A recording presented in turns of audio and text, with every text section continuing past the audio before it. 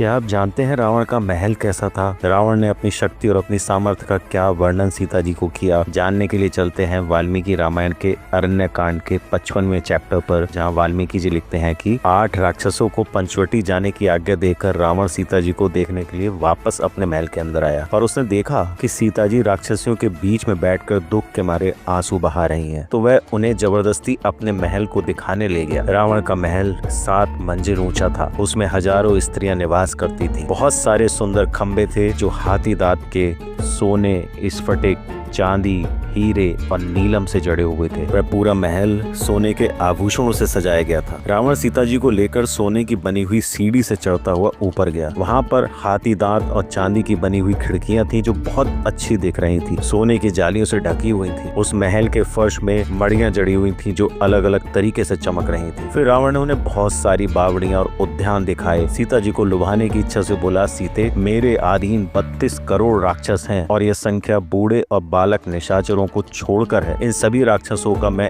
एकमात्र स्वामी हूँ। अकेले मेरी सेवा में 1000 राक्षस रहते हैं। मेरा ये सारा राज्य और जीवन तुम्हारे चरणों में समर्पित है। आज तुमसे प्रिय मुझे कुछ नहीं है। तुम मेरी पत्नी बन जाओ और इस राज्य पर राज्य करो। समुद्र से घिरी हुई ये लंका 100 योजन में फैली हुई है। इंद्र सहित संपूर्ण देवता इसे ध्वस्त नहीं कर सकते। देवताओं में, यक्ष, गंधर्व और ऋषियों में भी कोई ऐसा नहीं है जो पराक्रम से मेरी बराबरी कर सके। राम राज्य से भ्रष्ट, दीन, तपस्वी, पैदल चलने वाला मनुष्य होने के कारण अल्पायु है। तुम मुझको अपनाओ, मैं ही तुम्हारी योग्य पति हूँ। अब तुम राम के दर्शन का विचार छोड़ दो। राम में इतनी शक्ति नहीं कि यहाँ तक आ जाए।